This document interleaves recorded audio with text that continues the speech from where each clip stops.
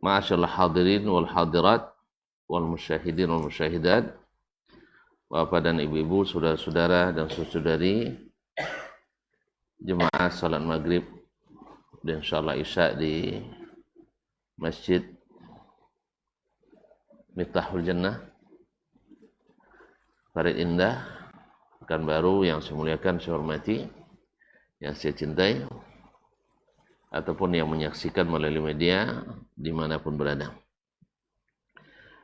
Alhamdulillah, dengan izin Allah Subhanahu wa taala kita bisa kembali sama-sama hadir di tempat yang mulia ini, di majelis yang juga kita harapkan dapat menambah iman dan memperpanjang catatan amal kebaikan yang mudah-mudahan menggembirakan kita ketika berhadapan dengan Allah Subhanahu wa taala ketika dihisabnya.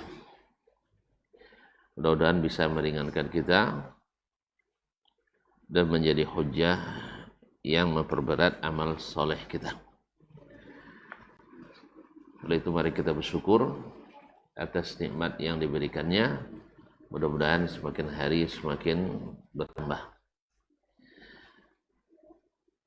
Salawat dan salam kepada baginda Nabi alaihi salatu wassalam, para Ahlul Bait, istri dan anak-anaknya, cucu dan cicitnya, serta zuriat keturunannya, para sahabat, para tabi'in, dan siapapun yang setia mengikuti dan istiqamah di atas sunnah Nabi alaihi salatu wassalam.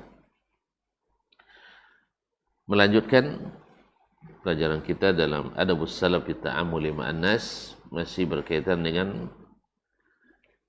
sifat al-afu, memaafkan dan melupakan atau menghapus kesalahan orang lain. Diriwayatkan oleh atau wayafuna wa yatajawazun, mereka memaafkan dan membiarkan kesalahan orang lain, sayran ala najis salafus salih, karena mengikuti manhajnya as-salaf as-salih.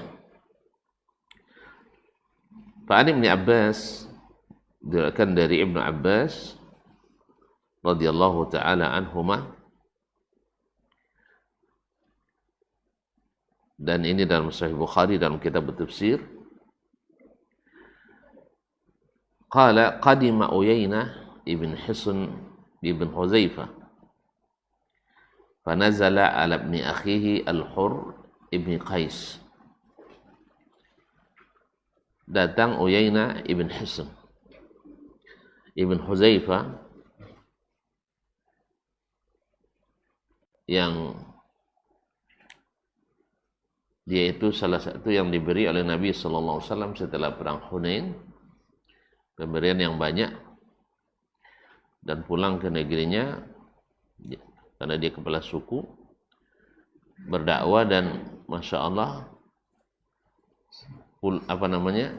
seluruh kabilahnya masuk Islam pada hari itu juga, karena mereka bersama Aqra' ibn Habis juga. Mereka mengatakan, ikutlah Muhammad sallallahu alaihi wasallam, karena kalau memberi tak takut miskin. Kasih 300 ekor kambing, dibawanya pulang, Masya Allah, baru masuk Islam. Fanazala ibni akhihi al-Hurr ibn Qais, dan dia datang ke Madinah waktu itu dan tinggal atau menumpang atau bertamu di rumah anak saudaranya Al-Hurr ibn Qais.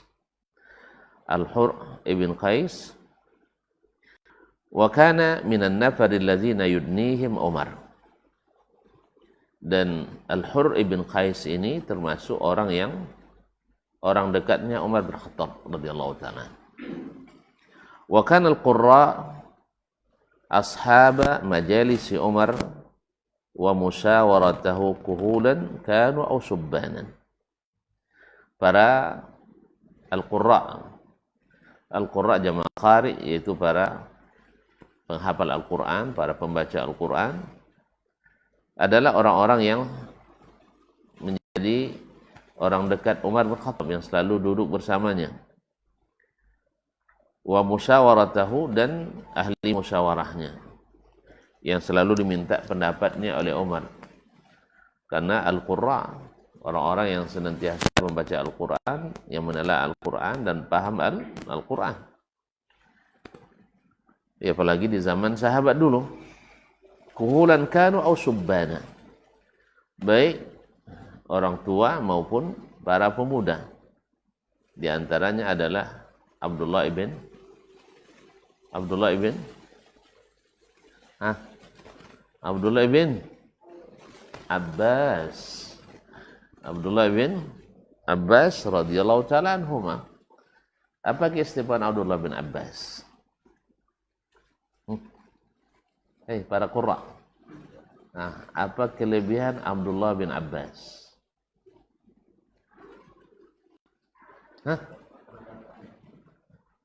Ya sama yang lain hafal Qur'annya. Ini apa kelebihannya ini? Memang kelebihan juga, itu kelebihan yang sama dengan yang lain.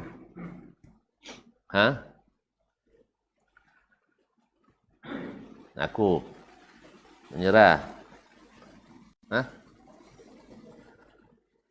Sebagai ahli tafsir terbesar umat ini, digelar dengan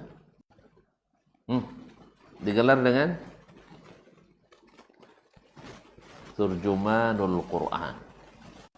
Turjumanul Quran, ahli tafsirnya Al-Quran.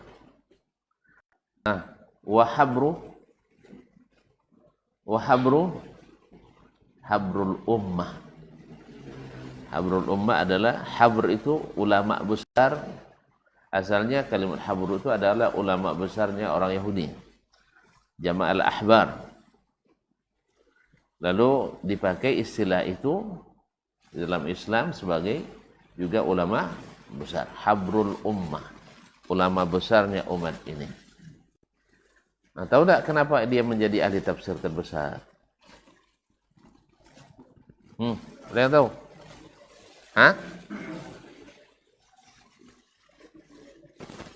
Banyak rekan hadis. Didoakan oleh Nabi alaihissalatu wassalam. Tahu enggak kenapa dia didoakan Nabi?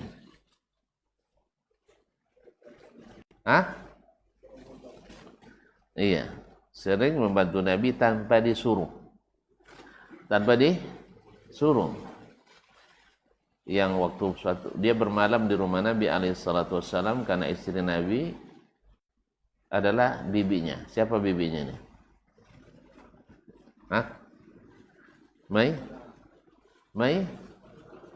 Maimunah bintul Harith al-Hilaliyah, adik kandung dari ibunya Safiyah. Ibnu Abbas nama ibunya Safiyah bintul Harith al-Hilaliyah. Waktu malam Nabi masuk WC, ketika dia keluar sudah disiapkan air wuduknya oleh Abdullah bin Abbas tanpa disuruh. Mana enak, tanpa disuruh atau karena dipaksa? Ini namanya dia berinisiatif, rajin. Padahal masih kocik lagi. Tahu enggak umurnya ketika hijrah? Ketika hijrah umurnya baru 3 tahun. Dilahirkan 3 tahun sebelum hijrah. Ada yang bilang 5 tahun, ada yang bilang 3 tahun. Berarti masih kecil lagi, tapi pandai bekerja, rajin. Maka Nabi doakan, Allahumma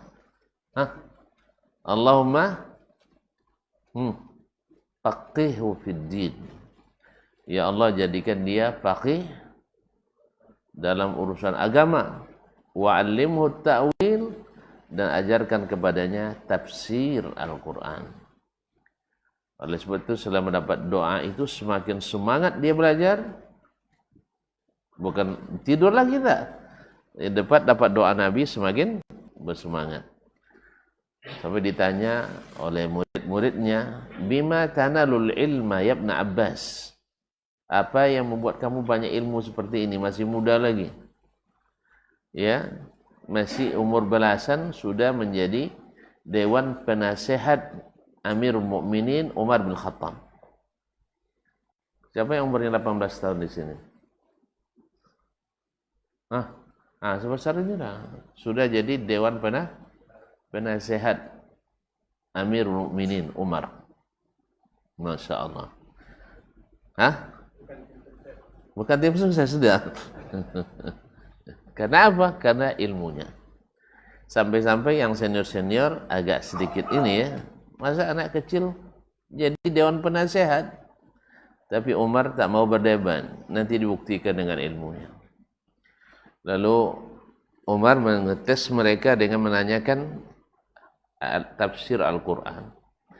Ternyata yang tua-tua paham, tapi pahamnya dasar. Tapi Abdullah bin Abbas yang masih muda belia sebesar itu, Masya Allah.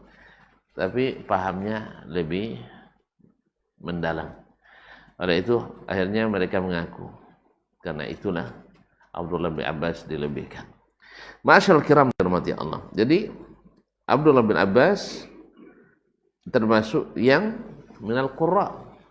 Di antara yang jadi yang membuat terangkat itu adalah Al-Qur'anul Karim. Jadi Umar jadikan orang-orang dekatnya orang-orang ahli Al-Qur'anul Karim. Baik orang tua maupun anak muda. Faqala Uyainah ibn Hisn, berkata Uyainah libni akhihi kepada anak saudaranya. Sebenarnya anak saudara tadi Al-Hurr ibn Qais. Al-Hurr ibn Qais, yabna akhi. Wahai anak saudaraku, keponakanku. Laka wajhun inda hadzal amir. Ini Uyainah kan orang Badui dia, orang Arab Badui. Jadi kamu punya wajah di sisi Amir Mukminin Umar. Apa makna punya wajah? Antum kalau ketemu orang apa yang dipandang? Ya wajahnya. Jadi terpandang. Jadi kalau dalam bahasa Arab, laka wajhun inda fulan, misalnya sebut kamu punya wajah di sisi Presiden Prabowo misalnya, kan? Apa maknanya?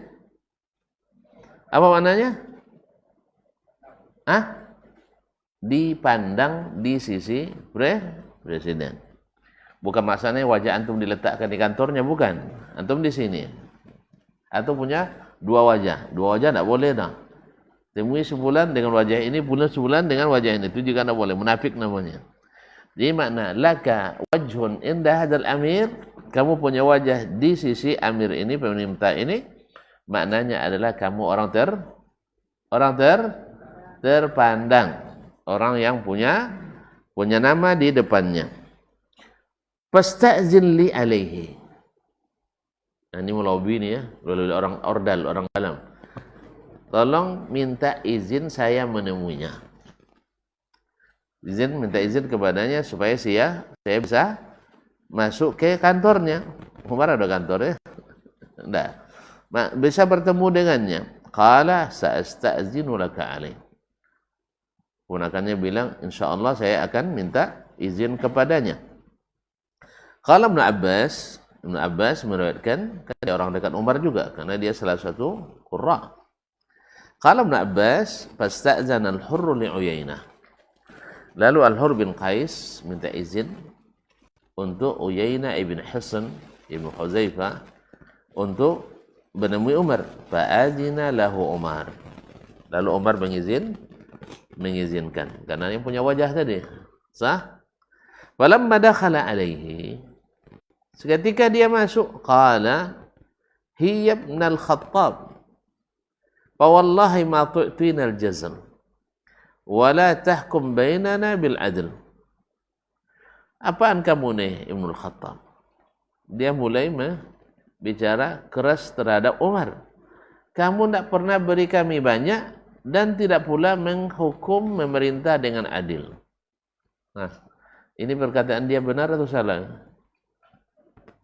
Wih, perkataan dia benar apa salah? Hah? Umar tidak adil? Umar tidak adil? Hah? Adil. Umar tidak baik? Umar tidak suka memberi?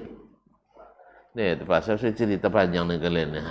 Umar bin Khattab radhiyallahu anhu, orang dah pada tidur, dia tu pergi razia. Mana tahu ada yang tidak tidur karena kelaparan. Tak pernah dengar? Hah? Jadi tak boleh rakyatnya lapar. Sebelum dia nyaman, rakyatnya sudah aman tidur, dia tidak bisa tidur. Dan itu tiap malam.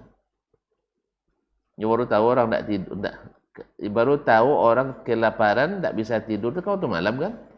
Karena waktu tidur. Waktu tidur kalau tak tidur berarti ada masalah tak? Hah? Kalau kalian malam tidur tak? Jadi kalau sampai jam 2 tak tidur ada masalah. Apa masalah? Menghayal. Melamun. Tak pulang. Pasti ada masalah. Jadi Umar setiap malam pergi. Dan bila dia tahu ada orang yang belum makan atau butuh bantuan atau orang nak buat jahat pun, misal. Maka satu malam dia dapatkan ibu-ibu, ya anaknya menangis minta makan sampai dia tidur. Jadi sebentar tak masak-masak, rupanya ini masak batu. Lalu Umar dengan para pembantunya minta izin masuk. Kenapa anak ibu nangis belum makan? Tuh makanan yang dimasak dari tadi kok tak masak-masak. Rupanya batu yang dimasak sambil menangis, dia jelaskan. Akhirnya Umar balik lagi ke Baitul Mal, ambil tepung, dia yang sendiri yang panggul. Jadi stafnya, ajudannya melenggang. Ada presiden macam tu sekarang. Tak mungkin, yang badasi presiden. Kalau badasi mana bisa mikul-mikul begoni. Makanya kalau besok kalau ada presiden jangan suruh pakai dasi itu menggaya orang. Nah, suruh pakai. Ini kaum muslimin. Jadi Umar ya di antara yang mengisinya yang dekat dengannya Zaid bin Aslam misalnya. Jadi mereka minta bawa, Umar tidak mau. Saya tidak mau nanti saya ditanya Allah SWT.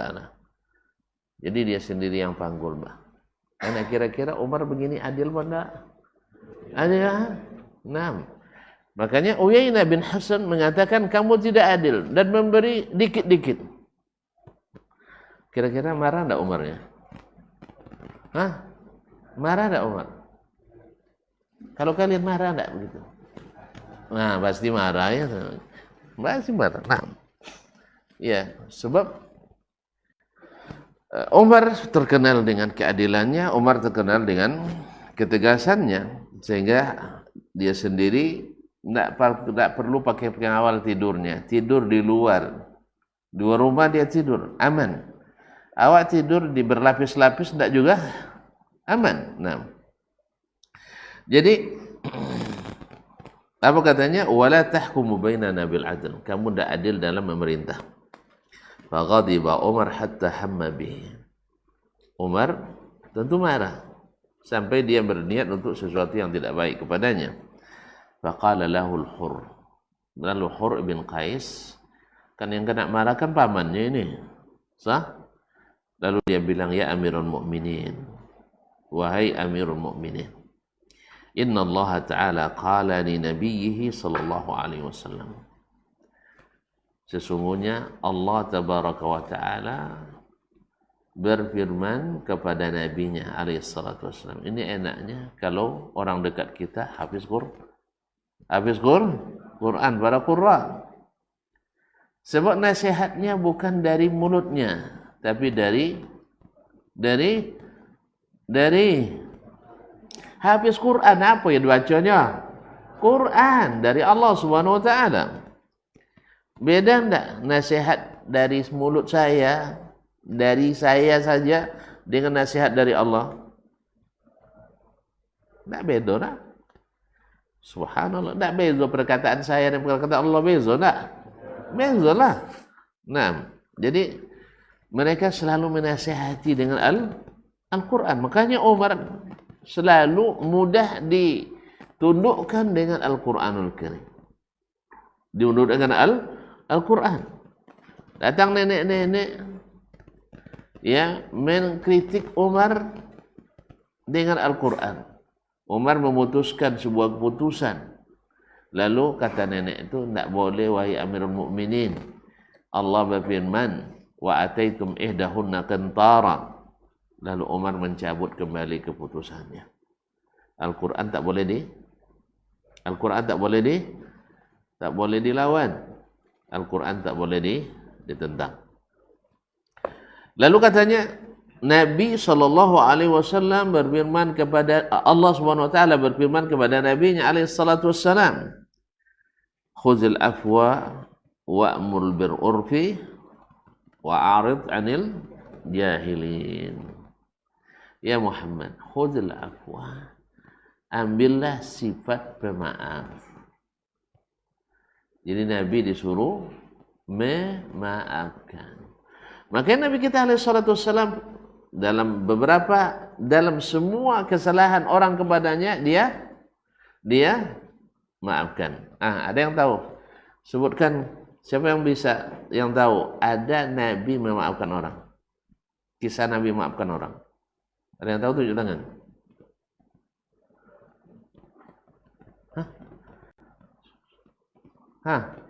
Ada nih. Kisah Nabi memaafkan orang yang bersalah kepadanya. Baru kemarin, beberapa bulan yang lalu. Sebulan aja dah lupa. Bulan yang lalu. Tahu tak? Alasan ini bodoh. Tidak mesti kisah itu, kisah yang lain. Nabi memaafkan orang yang bersalah kepadanya.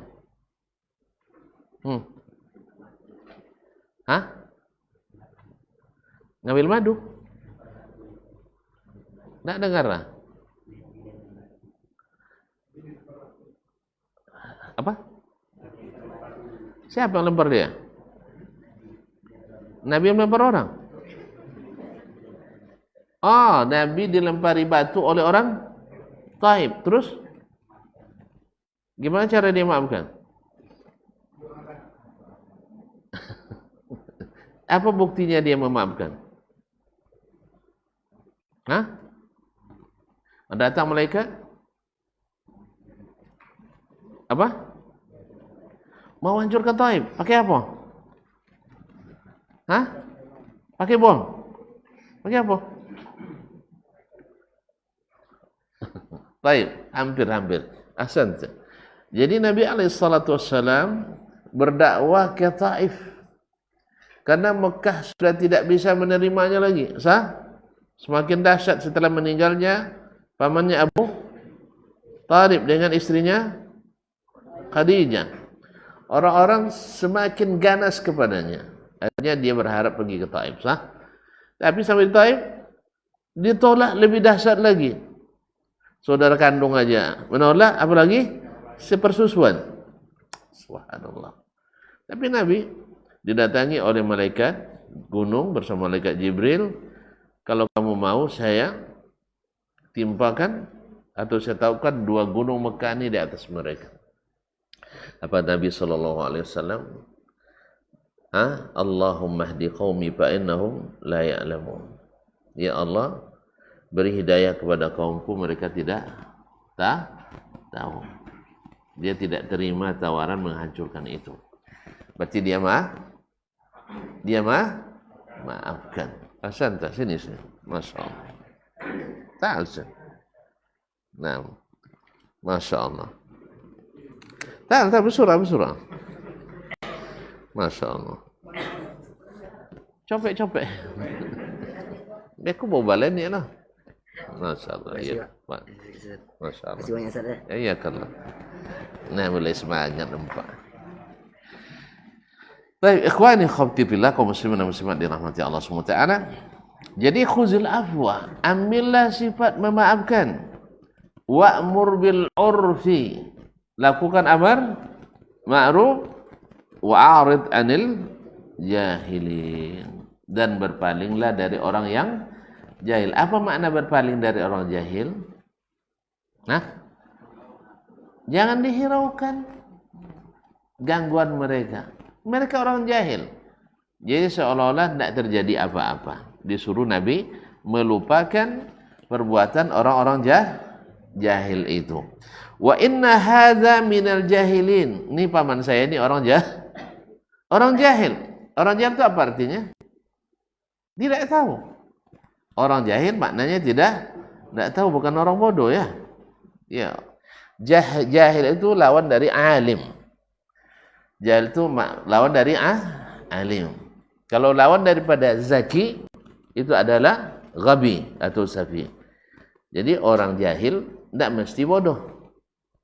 Orang jahil tidak mesti bodoh, tapi orang alim, orang jahil tak mesti bodoh, tapi orang alim mesti cerdas. Orang alim mesti cerdas. Nah, orang cerdas orang cerdas belum tentu alim. Iya, dia cerdas tapi tidak belajar. Ada ilmunya. Orang cerdas, codiok, tapi tidak sekolah. Berilmu. Tidak. Iya, tidak. Saya tunjukkanlah abang saya yang nomor 1. Dulu karena payah hidup, masuk sekolah SD itu hanya 2 kali sepekan, tapi tetap juara 1. Cerdas nggak dia? Dua i seminggu masuknya.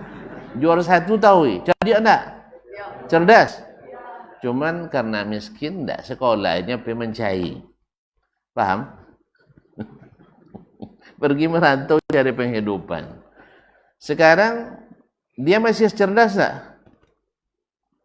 Masih cerdas enggak? Masih. Cuman alim enggak?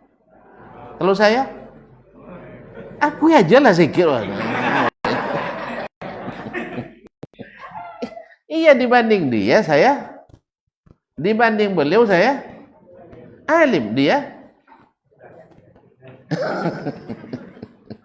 takut bilang enggak ya. Jadi alim, ilmu itu mesti dipelajari. Cerdas itu cerdas perlu dipelajari? Enggak, orang dilahirkan cerdas, dah selesai. Cuman kalau enggak belajar bisa jadi alim? Enggak. Gimana nanti? Kalian masuk aja, enggak usah belajar. Langsung dapat ilmu? Dapat ilmu? Enggak. Dapat tahu bedanya cerdas dengan alim?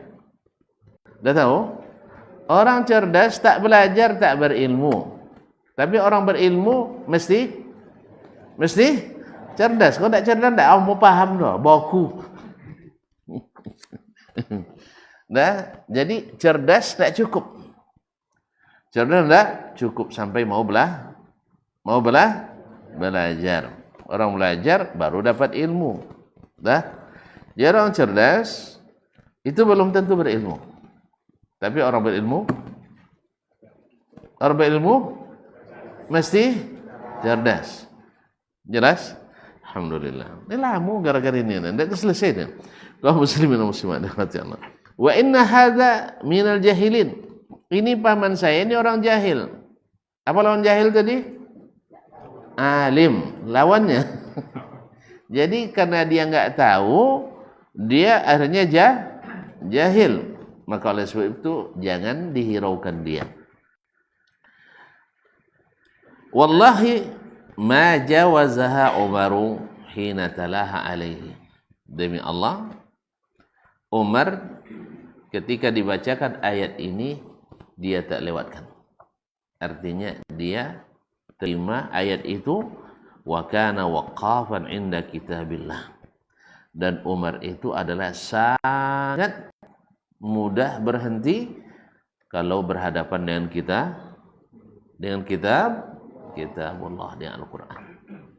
Itulah nanti kalau kalian jadi pemimpin nanti, panggil kawan-kawan qurra ini, ya, orang-orang yang ahli Al-Quran, jadikan para penasihat kita. Jangan ambil para pembisik. Pembisik itu banyak contoh syaitan. Kan syaitan yang suka bisik-bisik, sehingga pembisik suka membusukkan. Jelas? Jadi carilah ahli-ahli Al-Quran yang mengamalkan Al-Quran dan hadis, sehingga mereka akan memberikan nasihat dengan Al-Quran, bukan dengan perasaan dan hawa. Sebab hawa itu merusak semuanya. Kalau ikut hawa rusak, tapi ikut Al-Quran hebat. Maka Umar termasuk tidak pemimpin yang hebat. Hah? Coba bayangkan, sedang marah dinasihati yang Al-Quran, berhenti dia marah. Hebat tidak dia? Awak sedang marah diingatkan Al-Quran tambah marah, maka kita tidak bisa jadi orang hebat. Jadi kalau diingatkan Al-Quran, ya ada bilang, Syekh, bacakan Al-Quran kepadanya. Alun lahir ni yang lapal dan ayat tu. Belum lahir nenekmu, saya sudah hafal ayat itu. Untuk apa hafal kalau tidak dilaksanakan? Jelas?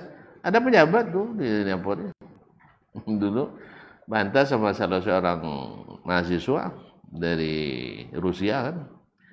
Salahnya kecil cuma, tapi diperbesar oleh Syekh ini.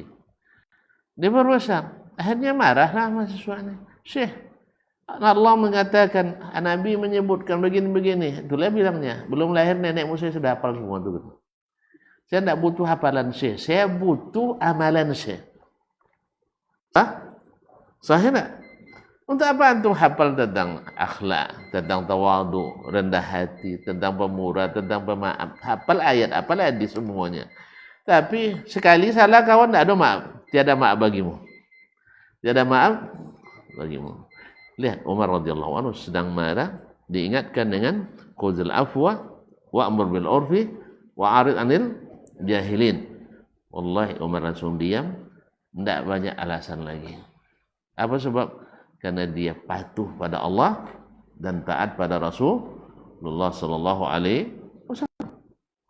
Bukankah dia yang ketika mengatakan ke Nabi alaihi salatu wasallam, "Ya Rasulullah, la anta ahabbu ilayya min kulli syai'in hatta illa min nafsi." Ya Rasulullah, engkau adalah orang yang paling aku cintai dari segala sesuatu kecuali diriku. Sah saja kan? Awak mencintai orang, tidak mungkin lebih dari mencintai diri sendiri, sah? Iya tak? Iya. Tapi Nabi tidak terima. Ya Umar, lah, itu belum sah. Sebab masalahnya ini Rasulullah harus lebih dicintai dari semuanya, termasuk dari dirimu. Hatta akuna ahabba ilaika min nafsik, sampai aku lebih kau cintai dari dirimu sendiri. Ini perintah siapa? Perintah Allah dan Rasul. Perintah Allah bahwa kalau kau nak mencintai, maka Rasulullah harus di atasnya. Kalau nak mencintai Allah lebih lagi daripada Rasulullah sallallahu alaihi wasallam. Akhirnya Umar langsung berubah. Ya Rasulullah, al-an anta ahabbu ilayya min kulli syai' hatta min nafsi. Kata Nabi, al-ana ya Umar. Sekarang baru sah cintamu kepadaku. Jelas ya? Jadi orang bilang Umar keras, kerasnya pada tempatnya. Tegas, iya. Tetapi kalau dengan Al-Quran, luruh hatinya. Makanya Umar sering menangis baca Al-Quran. Kalau kita sering menangis suruh baca, awak disuruh baca Quran nangis. Kalau Umar nak baca Qurannya nangis. Sah? Apa sebab? Hatinya lunak. Alam ya'ni lil ladzina amanu an takhsha'a qulubuhum li zikrillah. Dan zikir terafdal itulah bacaan Quranul Karim. Masuk waktu saya? Hah? Sudah? Kalau kita sedang jatuh cinta nih, memang tak terasa waktu berlalu. Bayangkan surga nanti. Surga 70 tahun kita dekat istri tidak bosan. Jangan sampai tidak masuk surga ya. Nah, ini salah satu caranya. Jangan suka marah. Suka memaafkan. Karena pemaaf itu sifat orang bertakwa yang disiapkan baginya surga yang luasnya luas langit dan bumi. Mau? Ajak saya sekalian ya.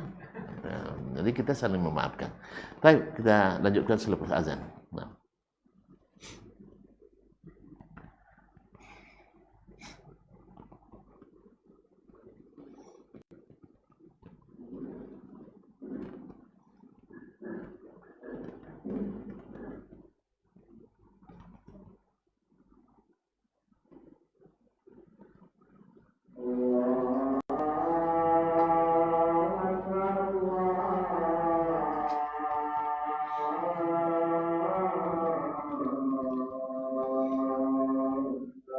Allah. Allah.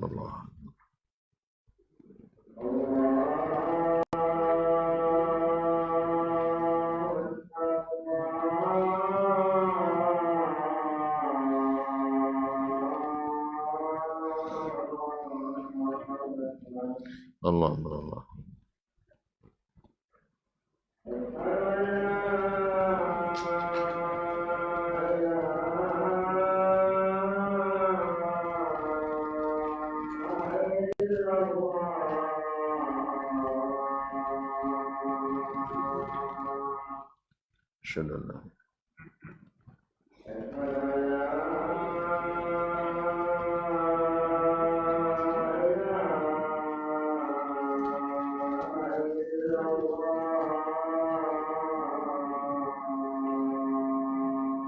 Syadallah.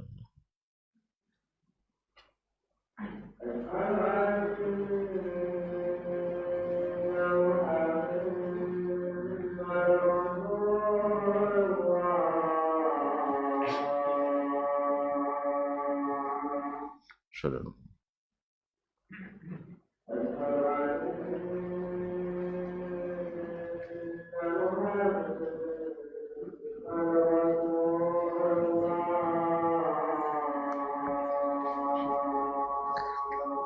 Syadallah.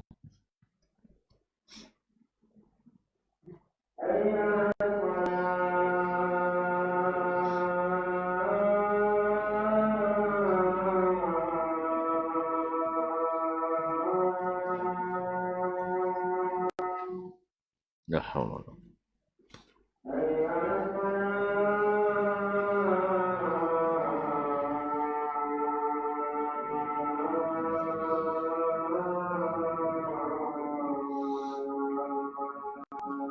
La hawla.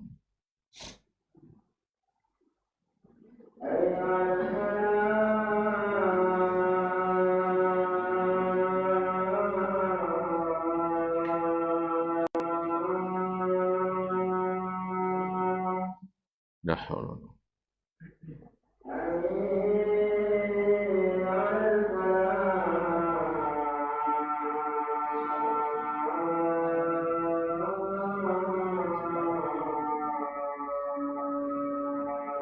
La hawla.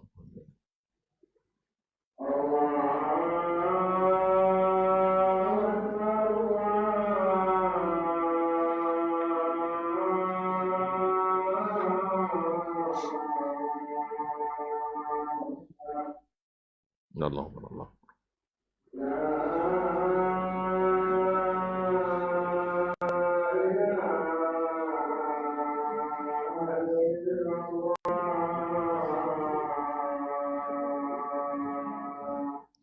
ونشهد أن لا إله إلا الله. اللهم رب هذه الدعوة والصلاة والقيام.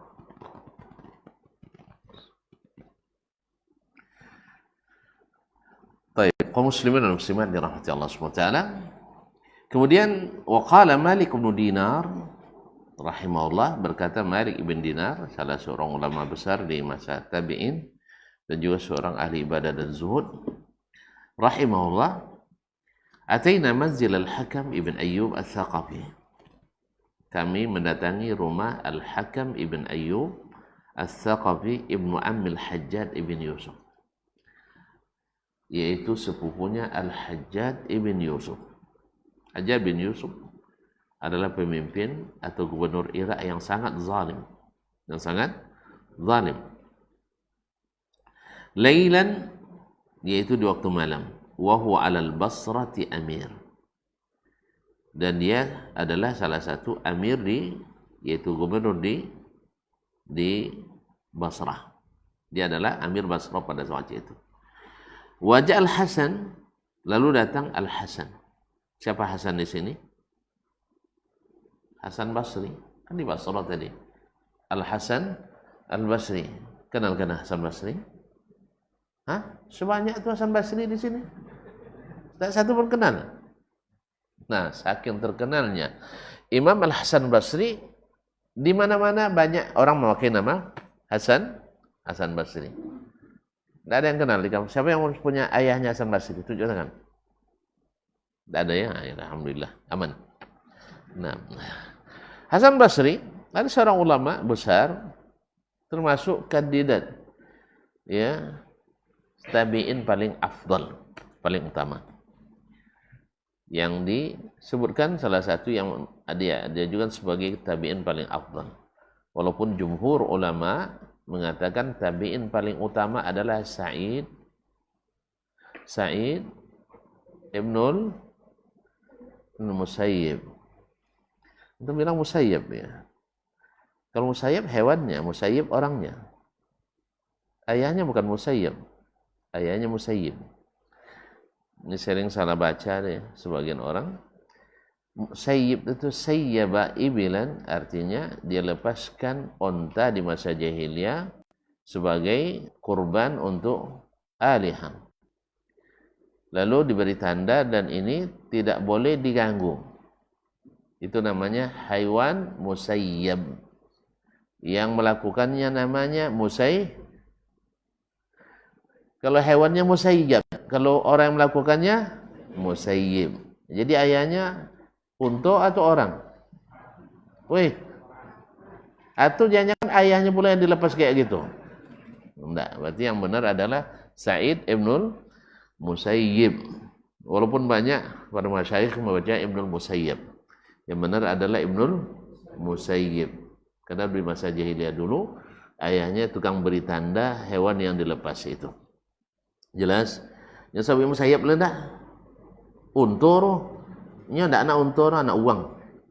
Anak orang. Baik, Sa'id bin Musayyib adalah ulama tabi'in paling utama. Baik, wajah Al-Hasan wa huwa khaifun. Lalu datang Hasan Al-Basri, imam kaum muslimin dan sangat terkenal imam dan khatib di masjid besar di Basrah. Sampai meninggalnya. Ja'al Hasan wa khaif. Datang Hasan Al-Basri dalam keadaan takut. Apa sebab takut? Nah, kenapa dia takut? Wih. lianna ahlal Basra kanu qad khala'u bai'at Abdul Malik. Sebab penduduk Basra membangkang kepada Khalifah Bani Umayyah Abdul Malik. Abdul Malik ibn Marwan. Abdul Malik ibn Marwan. Apa sebab? Wa ankaru tauliyat al-Hajjaj alaihim. Dan mereka tidak menerima Hajjaj bin Yusuf sebagai gubernur di Irak. Orang Irak pembangkang ya. Dari dulu lagi mau Nabi SAW mengatakan al-fitnah hahuna. Fitnah itu dari daerah Irak memang. Makanya kebanyakan aliran-aliran sesat lahir di Irak. Ya mereka tidak sabar. Nabi suruh sabar, mereka tidak sabar. Memang Hajjaj bin Yusuf adalah zalim. Pantang menengok kepala orang berisi ilmu, dia nak petik. Tidak paham ya? Tidak usah lah kalau masih kecil-kecil lagi. Nah, kalau sudah masak kepala itu biasanya dia bilang, saya inni ra'aitu ru'usan qad aina'at.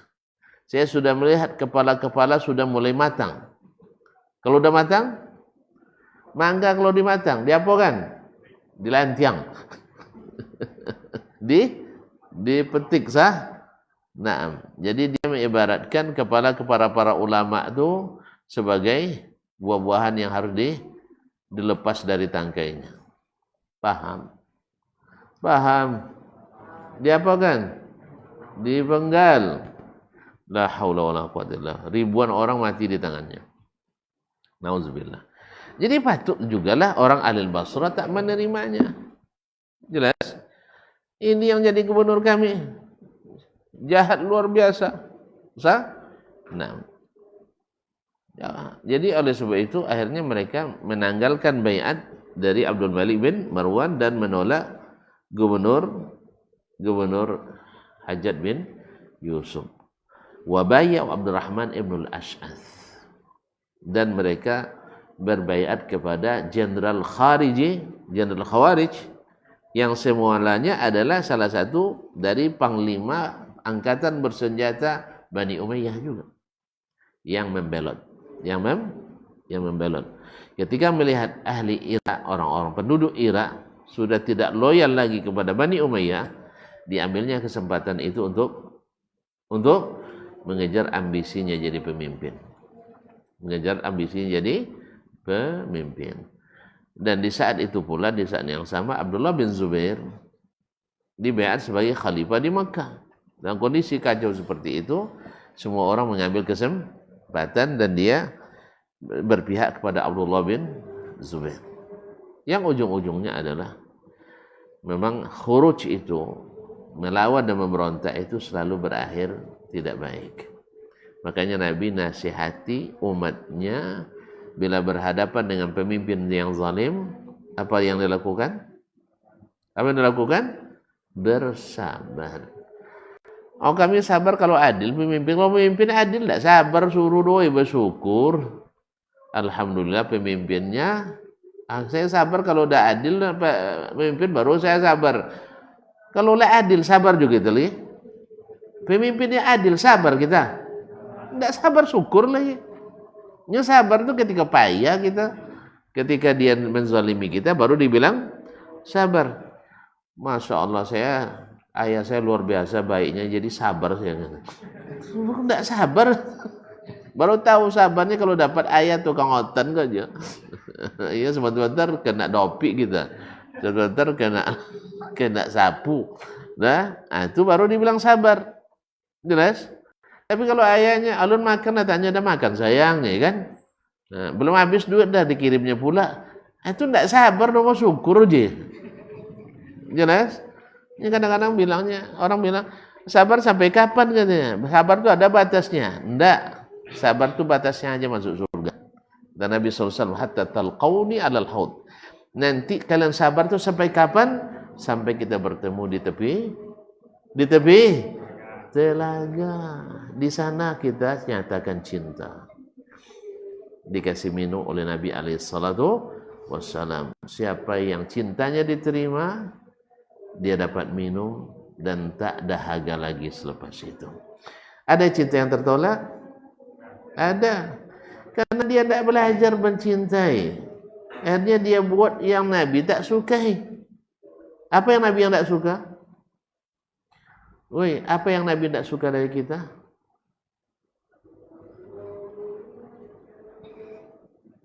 Apa yang Nabi tak suka dari kita? Maksiat kepadanya. Maksiat kepadanya terbagi dua. Satu ikut syahwat, yang satu ikut syubhat. Ikut syubhat, bid'ah lah kawannya. Ikut syahwat, maksiat hasilnya. Apa contohnya ikut maksiat? Syahwat. Mencuri makanan kawan. Maksiat tak? Apa dasarnya? Hawa, nafsu. Awak lita, nampak indomie kawan. Sah, dimakan tanpa izin. Sah? Itu maksiat. Syahwat. Ada syubhat, iya. Orang bikin amalan, rasanya bagus. Ada disuruh Nabi? Tak ada. Ada dibuat Nabi? Tak ada. Ada sujud Nabi? Tidak. Berarti kreasi orang. Lalu kita ikuti pula. Disuka Nabi ini? Suka Nabi? Enggak, dia larang karena diancam tertolak. Dan nanti ke tepi telaga datang kita, awak rajin sholatnya, nampak tanda-tanda wudhu di tangan dan muka. Dipanggil sama Nabi, oh ternyata tidak lulus di pintu masuk. Ternyata kartu kita lecet. Kartu kita lecet. Lalu diusir dari situ. Ibu hati tidak? Sedih tidak waktu itu? Sedih. Orang air jernih luar biasa, orang ramai, cangkirnya lebih banyak dari bintang di langit. Tidak ada kurang air itu, tiba-tiba kita tidak boleh masuk. Awak dalam keadaan haus. Haus tidak? Woi, di sini sehari kamu tak minum, haus tidak? Hah? Di padang mahsyar berapa lama? Hanya 50.000 tahun. Sehari itu cuma. Sehari di padang mahsyar itu sama dengan 50.000 tahun di dunia ini. Mentari jaraknya hanya 2 mil, 3,5 kilo. Sekarang berapa jarak mentari dari kita? Tidak pernah ngukur kalian? Ya Allah ya Rabbi. Tidak ada belajar lah. Hah? Pergilah ke mentari itu. Tanya berapa jarak kau dengan kami? Hah? Mana yang lebih besar, bumi atau mentari? Matahari. Berapa panasnya matahari? Woi, kalau panas kompor? Panas kompor pun tidak tahu ya Allah. Kompor berapa panas apinya? Tidak pernah diukur orang sih. Kalau air menggelegak, berapa panasnya? Hah? 100? Ya sih. 60 dah logak tu sih. 6. Sudah mulai mengewini itu. Baik. Matahari panasnya hanya 6.000 derajat Celcius. Kira panas di bumi ini sekarang berapa panas? Tadi siang. 33 derajat Celcius. Udah berapa kali mandi hari ini gara-gara itu? Bayangkan besok, padahal jaraknya dari kita hari ini hanya lebih kurang 50 juta kilometer. Dari sini kemana tuh? 50 juta kilometer. Siapa yang paling jauh kampungnya? Yang paling jauh kampungnya? Dari sini Bangkinang berapa juta kilometer? Hah? Hah? Mana jauh, matahari atau ke Bangkinang? Hah? Berapa jauhnya? 50 juta kilometer. Berapa kali ke Bangkinang tuh? Bangkinang berapa? Hanya 55 kilometer. Nah, panasnya sekarang tidak tertanggung oleh kita. Bayangkan kalau nanti diturunkan menjadi 3,5 kilometer dari sini ke kantor wali kota. Dekat apa jauh? Panas nggak di sana? Hai kaum muslimin muslimat dirahmati Allah. Kenapa sampai situ kisah tadi? Hah? Kalian pun lupa. Kan tadi disuruh sabar ketika pemimpin zalim. Kalau pemimpin adil, udah syukur, dah sabar lagi. Nah, sampai kapan sabarnya? Sampai bertemu Nabi sallallahu alaihi wasallam di mana? Di tepi telaga. Seolah-olah Nabi mengatakan, kalau kalian tidak dapat minum, sabar terhadap pemimpin yang zalim. Jelas. Jadi kalau ada orang nak merontak, jangan ikut dah. Nah, sebab apa? Dilarang oleh Nabi alaihi salatu wassalam. Coba lihat. Padakhalna ma'ahu alaihi. Jadi mereka mencabut baiatnya dari Abdul Malik bin Marwan, kemudian membaiat Abdurrahman ibnul Ash'ath, komandan Khariji, komandan Khawarij. Nah, padakhalna ma'ahu alaihi. Lalu kami masuk bersama Al-Hasanul Basri, menemui siapa tadi? saudara Hajjaj bin Yusuf Ats-Tsaqafi sebagai gubernur di Basrah. Atau bupati lah ya, karena gubernur Irak, itu kan Irak itu dulu bukan negara tapi provinsi. Nah, Basrah kabupatennya, Baghdad kota Madia ya, Kufah kabupaten, Mosul kabupaten dan seterusnya. Jelas? Jadi amirnya di Basrah, yaitu bupatinya Basrah, saudara Hajjaj bin Yusuf, saudara gubernur Irak. Jelas? Baik. Nah, lalu datang seperti Hasan Al-Basri dalam keadaan takut. Apa sebab? Sebab penduduk Basrah sudah melawan, yaitu membangkang kepada khalifah yang sah Bani Umayyah. Nah, padakhalna ma'ahu fama kunna ma'al Hasan illa bimanzilatil faraij. Kami waktu itu bersama Hasan tidak lebih kecuali seperti anak-anak ayam saja. Anak ayam tu, anak ayam tahu tak anak ayam? Kalian paha ayam aja yang tahu, anak ayam tak tahu dah. Anak ayam tu kan payah ngaturnya. Jadi tapi kocik-kocik. Jadi seolah seperti anak ayamnya. Fa zakarul Hasanu lil amir. Nah, di sini pentingnya para ulama kaum muslimin. Ya. Dalam mauqif seperti ini perlu kita punya ulama yang juga berani. Fa zakara al-Hasanu lil amir qissata Yusuf alaihissalam. Lalu Al-Hasan al-Basri menyampaikan kepada Bupati Basra waktu itu kisah Nabi Yusuf alaihissalam.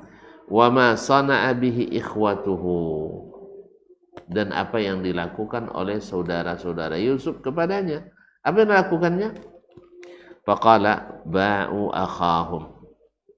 Saudara-saudaranya itu menjual saudaranya Yusuf. Dijual, kalau jual jadi apa? Kalau dijual jadi apa? Hamba. Jadi hamba saya. Kalau jadi hamba saya bebas. Enggak, jadi milik orang. Kalau orang tu mau jual lagi nanti. La haula wala quwwata illa billah. Wa zakara ma laqiya min kaidin nisa. Lalu di Mesir pun digoda pula oleh kaum wanita. Cantik-cantik goda dah, mati orang dibuuk dah. Orang-orang kerajaan, orang-orang ini, la haula wala quwwata illa billah. Gimana cantik-cantik orang Mesir pada orang Indonesia? Dia dah mulai tertarik semua orang Mesir kalian. Nah, wa min al-habs, sampai Nabi Yusuf di penjara pula gara-gara kesalahan orang, dia yang di penjara. Coba bayangkan, orang yang salah dia yang di penjara. Jadi kalau hukum zalim itu begitulah, hukum zalim. Nah, thumma qala ayyuhal amir, wahai amir, madza sana'a Allah bihi. Wahai amir, apa kira-kira yang dilakukan atau diperbuat Allah kepada Yusuf? Adalahu minhum wa rafa'a zikrah. Justru Yusuf Allah berikan kekuasaan. Dan Allah balik keadaan. Sehingga Yusuf diangkat derajatnya, diangkat derajatnya. Wa a'la kalimatahu, sehingga ucapannya berharga, perintahnya didengar, kan jadi aziz dia. Nah, wajalahu ala khazainil ardi, dari miskin dulu di kampung sekarang jadi menteri perbendaharaan negara, menteri keuangannya. Masya Allah. Saya bayangkan. Nah, pemaza sana'a Yusuf. Nah, sekarang Yusuf sudah jadi orang besar.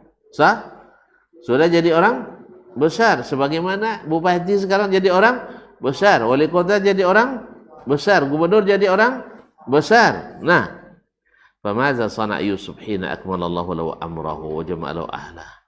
Ketika Allah sempurnakan urusannya dan Allah kumpulkan dia dengan keluarganya kembali, wa hadaru baina yadai, dan mereka hadir di depannya. Lupa enggak apa yang dilakukan dulu? Lupa enggak Yusuf apa yang dilakukan saudaranya kepadanya? Lupa enggak? Tidak mungkin lupa. Sakit, woi. Sakitnya tuh di Mesir sana. Nah, kan di Mesir dia. Sakit. Awak yang disayang ayah. Perangai sebaik-baik perangai. Akhlak semulia-mulia akhlak. Tapi dibenci oleh orang. Jadi kadang-kadang orang-orang baik-baik itu banyak pula pembencinya. Pasti yang bencinya orang. Yang bencinya orang jahat-jahat. Orang jahat. Tidak mungkin orang baik membenci orang baik. Pasti orang jahat-jahat. Cemburu mereka, hasad. Lalu ketika mereka hadir di depannya, sekarang dia punya kerajaan. Apa yang dilakukannya? Dijual pula saudaranya. Hah? Dimasukkan dalam sumur tua lagi? Lubang buaya? Hah? Tidak. Jadi Yusuf alaihissalam, apa katanya? La tathriba alaikumul yawm. Sekarang tidak ada celaan bagi kalian. Dah, lupakan sajalah itu. Itu masa lalu yang kelam. Masa lalu yang tidak membahagiakan. Jangan diingat-ingat lagi. Sekarang Allah sudah angkat kita. Allah sudah mewahkan kehidupan kita. Allah sudah berikan nikmat yang membuat syukur dan lapang hati kita. Masya Allah. Hah? Bagus tak? Dengan seperti ini, selesai tak masalah? Selesai. Yusuf lapang hatinya, ayahnya lega hatinya, ibunya bahagia melihatnya, dan saudara-saudaranya pun hilang dari himpitan rasa berdosa. Setelah membuang adiknya itu, mereka merasa bersalah apa enggak? Merasa bersalah.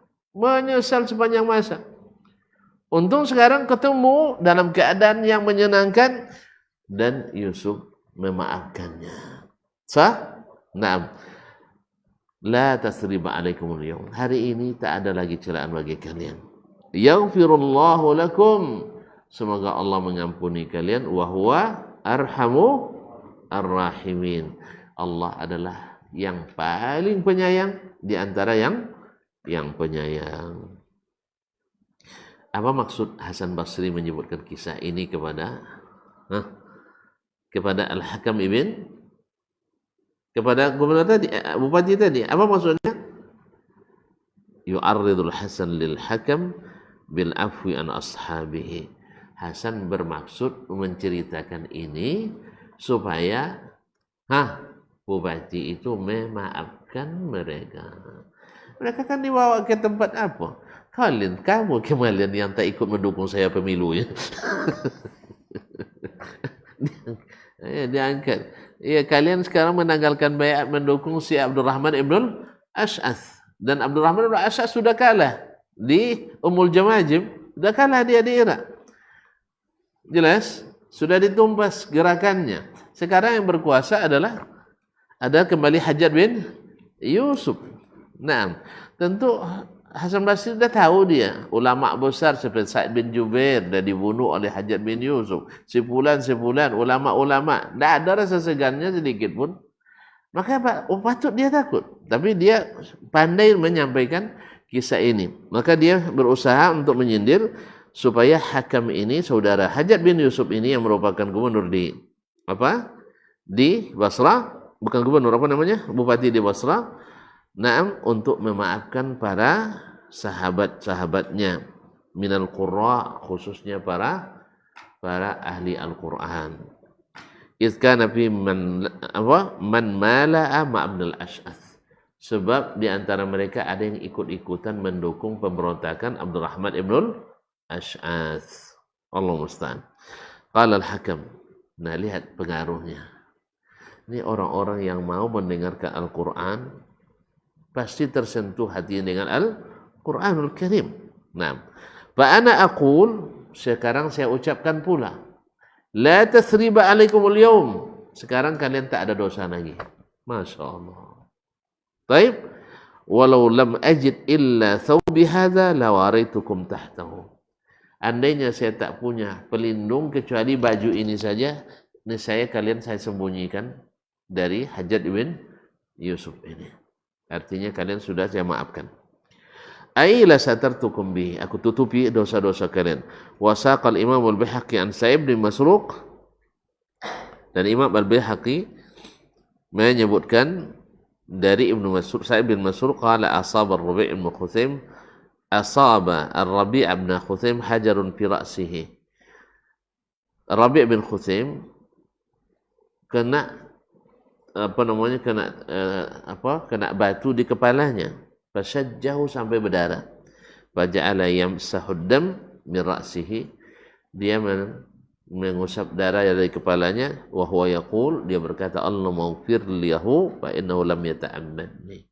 Ya Allah, ampuni orang yang telah menimpuk saya dengan batu ini karena dia tidak sengaja untuk menimpuk kepalaku. Masya Allah. Hah?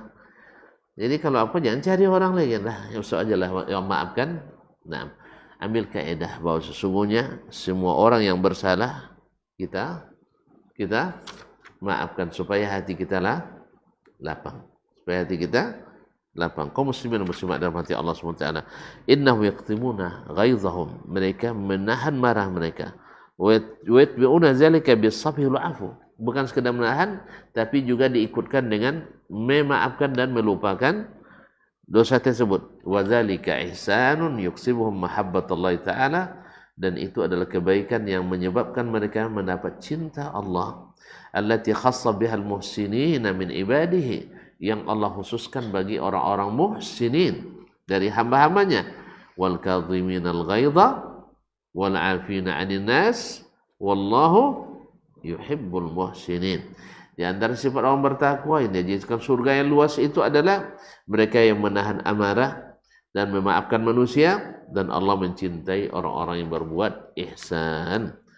Wa dzalika yadullu ala khaufi min Allah ta'ala, yadullu ala husni khuluqihim. Ini menunjukkan bahwa mereka takut pada Allah dan menunjukkan pula baiknya akhlak mereka. Wa qala Umar Ibn Abdul Aziz, man khafa Allah lam yashfi ghaidhah. Siapa yang takut pada Allah, dia tidak akan melampiaskan kemarahannya. Siapa yang takut pada Allah tidak akan melampiaskan kemarahannya. Yusuf tidak melampiaskan kemarahannya. Umar bin Khattab tidak melampiaskan kemarahannya. Al-Hakam, anak paman dari Hajjaj bin Yusuf, tidak melampiaskan kemarahannya. Karena apa? Karena takut sama Allah Subhanahu wa ta'ala. Maka selalulah ingatkan mereka dengan Al-Quran, ingatkan mereka dengan hadis-hadis Nabi alaihi salatu wassalam. Wa saqal bihaqi bisani an Ishaq bin Mansur qala sami'tu abi yaqula li Ahmad bin Hanbal ma husnul khuluq, qala wa an tahtamila ma yakunu min nas. Apa itu akhlak yang baik? Ya, baiknya akhlak itu kata Imam Ahmad, qala wa an tahtamila ma yakunu minan nas, yaitu kamu tahan menanggung apa yang terjadi dari orang lain. Nah, kemudian kaum muslimin dan muslimat, wa qala Salih bin Imam Ahmad, Salih bin Imam Ahmad mengatakan, dakhaltu ala abi yawman. Lalu saya masuk menemui ayahku suatu hari, faqultu balagani anna rajulan ja'a ila Fadl al-Anmati. Sampai kepadaku bahwa seseorang datang kepada Fadl al-Anmati, faqala ij'alni bi hillin idza lam akum bi nusratik. Jadikan saya tidak bersalah, artinya maafkan kesalahan saya apabila saya tidak ikut membantumu. Faqala Fadl, berkata Fadl, la ja'altu ahadan fi hill wa tabassama abi wa sakan. Saya tidak jadikan seseorang pun dimaafkan, lalu ayahku tersenyum dan diam. Falamma kana ba'da ayyam, setelah beberapa hari setelah itu, qala li, dia berkata, marartu bihadzal ayah. Saya membaca ayat ini, faman afa wa aslaha fa ajruhu 'ala Allah. Siapa yang memaafkan dan memperbaiki keadaan, maka pahalanya menjadi tanggungan Allah. Besar sekali pahalanya. Fanadhartu fi tafsiriha, lalu saya lihat mana tafsirnya, fa iza huwa ma hadatsani bi Hisham bin Al-Qasim, maka tafsirnya adalah seperti yang diceritakan kepadaku oleh Hisham bin Al-Qasim. Qala hadatsani Al-Mubarak, telah menceritakan kepadaku Al-Mubarak, yakni Mubarak bin Fadalah. Qala hadatsani man sami Al-Hasan, telah sampai kepadaku orang yang mendengar Hasan Al-Basri yaqul, iza jasatil umamu baina yaday rabbil alamin yaumil qiyamah, apabila semua umat berlutut di hadapan Allah Subhanahu wa taala pada hari kiamat, wa nudu, dan dipanggil, liyaqum man ajruhu 'ala Allah, hendaklah berdiri orang yang pahalanya ditanggung oleh Allah, fama yaqumu illa man afa fid dunya. Tidak ada yang berdiri waktu itu kecuali orang yang memaafkan di di dunia. Orang pada berlutut semuanya, takut, lalu disuruh berdiri. Siapa yang dulu memaafkan orang? Siapa yang dulu pahalanya ditanggung oleh Allah? Yang berdiri adalah orang-orang yang memaafkan. Besar pahalanya. Qala abi, berkata ayahku, faja'altul mayyita fi hillin. Naam, maka saya jadikan orang yang sudah mati, saya halalkan, artinya saya maafkan. Man darabahu min darbi iyaya, yaitu orang yang dulu menyiksa saya. Imam Ahmad kan lama disiksa oleh 4 khalifah. Nah, orang-orang yang menyiksa saya sudah saya maaf. Kan thumma ja'ala yaqul, kemudian beliau berkata, ma ala rajulun alla yu'azziballahu ta'ala bisabibi ahadan. Apa salahnya seseorang, tak satu pun orang disiksa Allah gara-gara dia. Sebaiknya jangan sampai orang disiksa gara-gara kita, tapi jadilah orang yang diangkat derajatnya karena orang tidak disiksa Allah gara-gara kita. Paham? Bilang paham biar selesai. Nah, jadilah kalian orang-orang yang jangan sampai disiksa orang lain gara-gara kita. Tapi jadilah kita orang-orang yang Allah tak siksa orang lain gara-gara kita, karena kita memaafkan kesalahannya. Ini kalau bersalah antum ke saya, nanti antum kena siksa. Tapi kalau saya maafkan, bebas. Demikian juga kalau ustaz yang salah, lama sekali ngaji ini ustaznya. Nah, maafkan ya, supaya nanti besok kita tidak, supaya tidak diazab gara-gara kamu tak maafkan. Mau memaafkan? Mau memaafkan? Seriuslah. Mau kan? Nah, begitu selesai. Kalau enggak, saya tambah lagi. Baik, terima kasih dan mohon maaf. Nah, ada juga.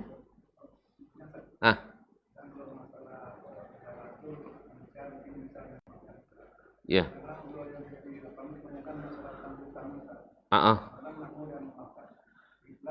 Nah, itu tidak bisa maafkan.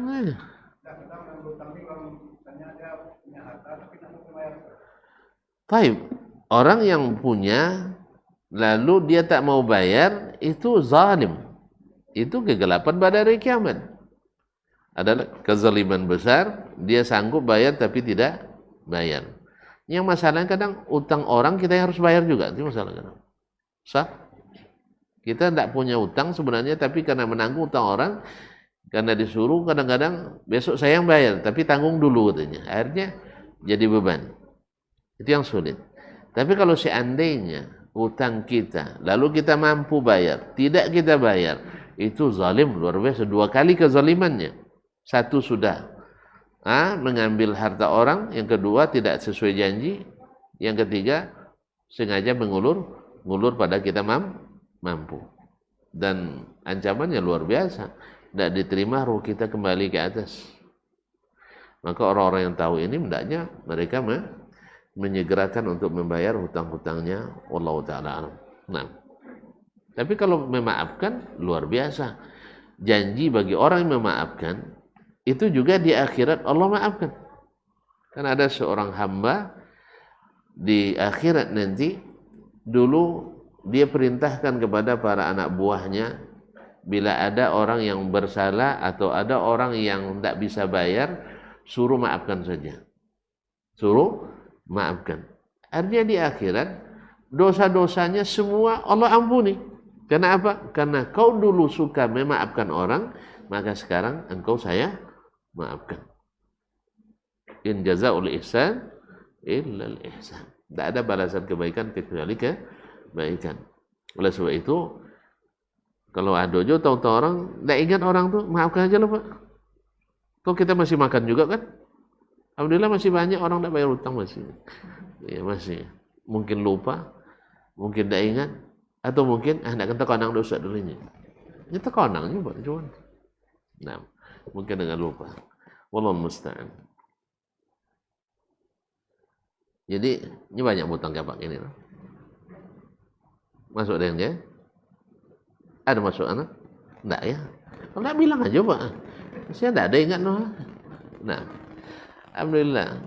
Yang hutang saya punya enggak ada sebenarnya. Hutang saya langsung, hutang saya enggak ada. Yang ada adalah hutang orang yang saya tanggung, itu yang banyak. Allah musta'an. Semoga Allah mudahkan ya. Amin ya rabbal alamin. Wabillahi taufiq wal hidayah. Wallahu ta'ala alam wa sallallahu ala nabiyyina Muhammad wasallam. Wassalamualaikum warahmatullahi wabarakatuh. Barometer amal kita saleh tak salehnya di salat kita. Bila salat kita ikhlas dan sesuai dengan sunnah Nabi SAW, maka insya Allah amalan yang lain mengikuti. Ini aktivitas ini membantu saya di akhirat atau akan menyulitkan saya di akhirat? Kalau seandainya perbuatan itu ternyata akan menyulitkan kita di akhirat kelak, tinggalkan perbuatan itu. Anta ni'mal jund. Kamu adalah sebaik-baik prajurit. Coba lihat. Kamu adalah sebaik-baik prajurit. Maka tujuannya adalah menghancurkan kehidupan rumah tangga.